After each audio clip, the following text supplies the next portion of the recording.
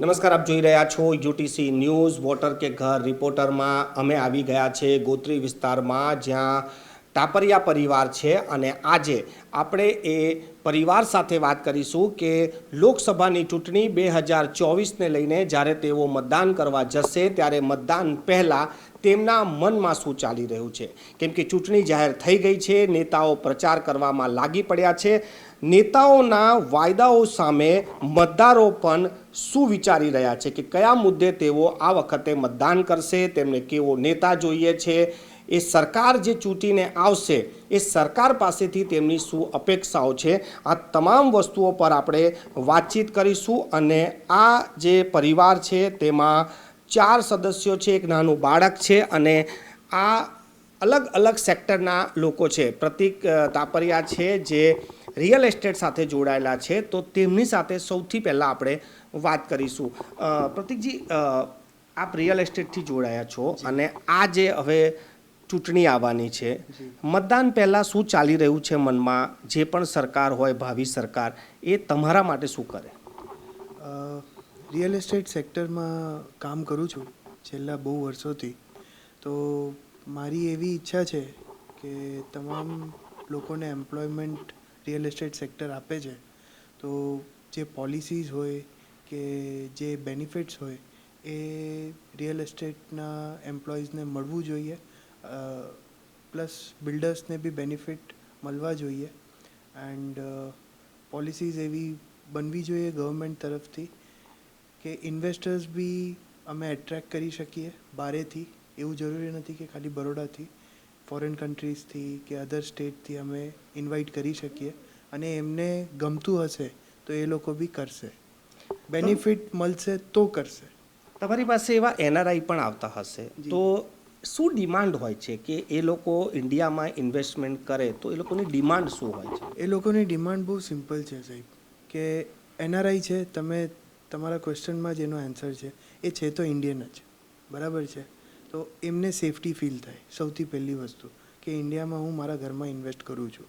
બીજી વસ્તુ कि मेरे को रिटर्न्स जितने हो सके उतने मिलने चाहिए जो मुझे फॉरेन में नहीं मिलते. હું તમારાથી પૂછું કે તમે સિનિયર સિટીઝનમાં છો, તમારા માટે સરકાર શું કરે? કેમ કે આવનારી સરકાર જે બી હોય, સિનિયર સિટીઝન માટે શું કરે? સિનિયર સિટીઝન માટે કાંઈ પણ હજી ક્લિયરિટી નથી. આજે જેમ નિવૃત્ત થવા પછી આટલા વર્ષો સુધી ટેક્સ ભર્યું છે, તો ગવર્મેન્ટ કઈ ટાઈપના બેનિફિટ દેવા માંગે છે એ હજી ક્લિયરિટી નથી. આ કેમ આવું છે કે સોશિયલ સિક્યુરિટીની જ્યારે વાત આવે તો સરકારી જે કર્મચારીઓ છે તેમને તો સારું એવું પેન્શન કે સુવિધા, મેડિકલ બધું મળતું હોય છે. પ્રાઇવેટ સેક્ટર હજી પણ એ વસ્તુથી દૂર છે. આ મુદ્દાઓ કેમ ચૂંટણીઓમાં નીકળતા નથી બહાર? કોઈ કહેવા માંગતું નથી કે પછી સાંભળવા માંગતા નથી. મેઇન વસ્તુ તો એ જ છે. તમે તમારા સર્કલમાં જ્યારે બેસતા હશો કે સરકારે આમ કરવું જોઈએ, સરકારે તેમ કરવું જોઈએ, આવી નીતિ બનાવવી જોઈએ, શું ચર્ચા થાય તમારા સર્કલના લોકો જ્યારે બેસે કે તમારા સર્કલના લોકોની સમસ્યા શું છે, કયા મુદ્દાઓ છે કે જે સરકાર એની પર કામ કરે? મેઇન છે કે પીએફમાં ઇમ્પ્રુવમેન્ટ આવવું જોઈએ. પીએફ બહુ ઓછું થઈ ગયું છે, એટલીસ્ટ 12%ની ગણતરી હોવી જ જોઈએ.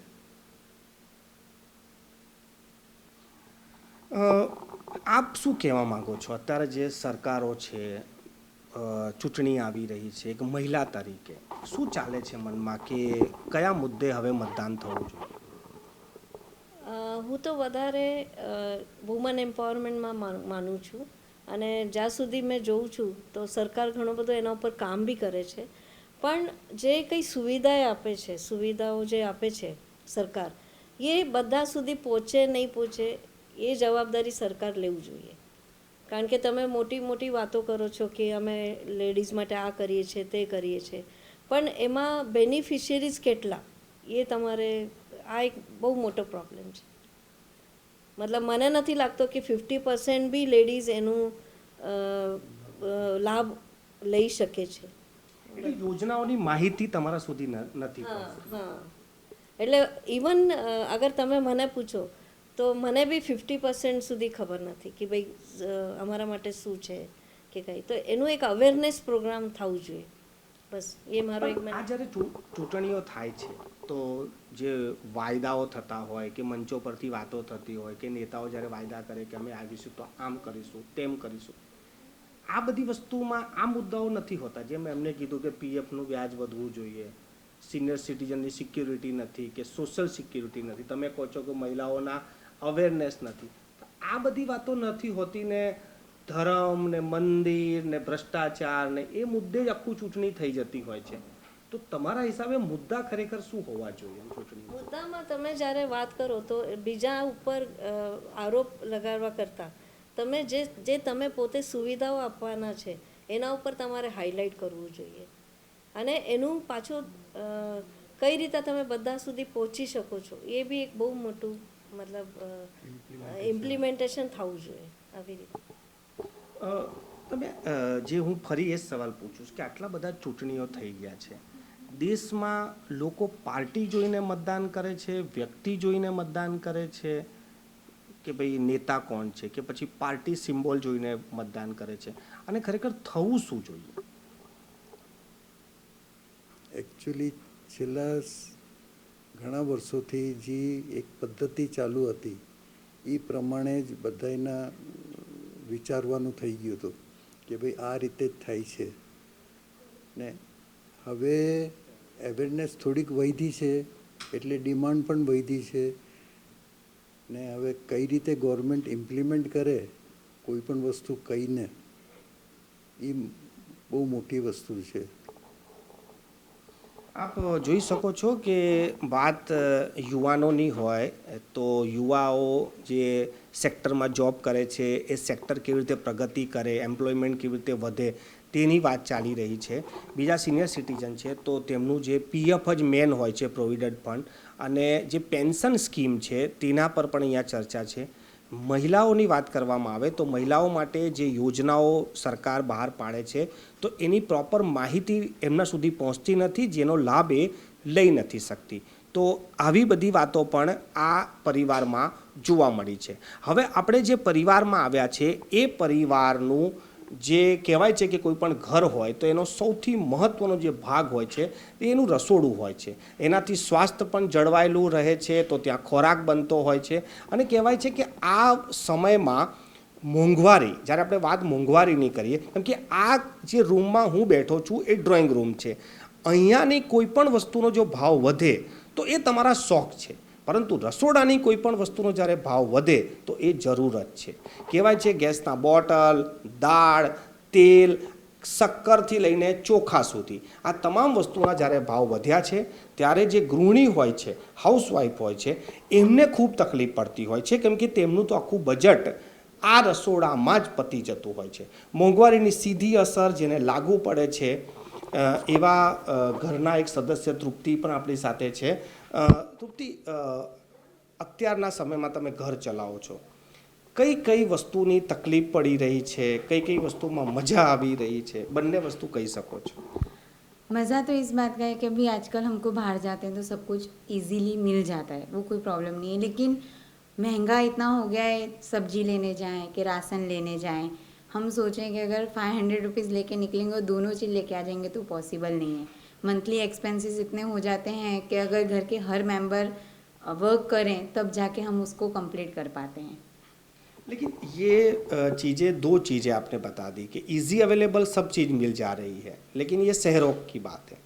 लेकिन जो मध्यम वर्गीय हैं, जो एक ही सदस्य कमा रहा है, उसके लिए कितना मुश्किल हो जाए? उसके लिए दिक्कत है क्योंकि आजकल स्टडीज़ भी आप देखो तो बहुत एक्सपेंसिव हो गई हैं बच्चों की.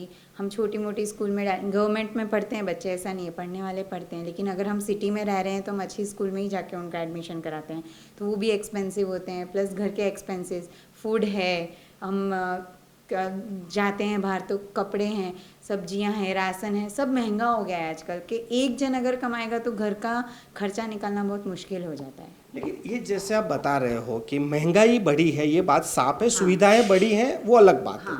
लेकिन जब हम वोट देने जाते हैं, जब आप वोट देने जाएंगे तो आपके दिमाग में क्या चलता है? सुविधा बढ़ गई वो चलता है या महंगाई बढ़ गई वो चलता है? आप वोट क्या देख के देते हो? वोट हम ये देख के देंगे कि हमारे लिए कॉस्ट में उन लोग ने क्या बेनिफिट्स किए हैं। हम ये देखेंगे हमारे लिए क्या एक्सपेंसिव बेनिफिट्स, मतलब कि मैं बोल रही हूँ हमारे लिए पैसों में कितनी उन्होंने बचत करवाई है। अगर सुविधा तो देते रहेंगे, आती रहेगी, लेकिन पैसे कॉस्ट सेविंग होना बहुत ज़रूरी है अभी, उसको देख के ही हम वोट देंगे। આપ જોઈ શકો છો કે મોંઘવારી તો તમામ લોકોને નડી જ રહી છે. ઘણા લોકો સુવિધાઓનો વધારો છે એની પણ વાત કરી રહ્યા છે, પરંતુ એક વાત તો સ્પષ્ટ છે કે આજે જે શહેરીકરણ થઈ ગયું છે અને આ શહેરીકરણમાં જો તમારે સુવિધાઓ ભોગવી હોય તો એક સદસ્ય કમાશે એનાથી નહીં ચાલે. ઘરના તમામ સદસ્યોની જ્યારે આવક થશે તો જ ઘર ચાલી રહ્યા છે. સુખાકારી વધી છે પરંતુ મોંઘવારી વધી છે પણ સત્ય છે, અને આ મોંઘવારીની અસર આમથી લઈને ખાસ લોકો સુધી પણ પહોંચી રહી છે. આવનારી ચૂંટણીમાં મતદાતાઓ આ તમામ મુદ્દાઓને લઈને મતદાન કરશે, જેનું પરિણામ 4 જૂને આવશે. મતદારો કોને વોટ કરશે ને કયા મુદ્દે વોટ કરશે તે તો પરિણામ બાદ જ ખબર પડશે, પરંતુ આ પરિવાર જે પરિવારમાં અમે ઊભા છે, તાપરિયા પરિવારની સરકાર પાસેથી જે આશા અપેક્ષાઓ અને જે પણ કંઈ એમને જોઈએ છે તે તેઓએ અમારી સાથે ચર્ચા કરી છે.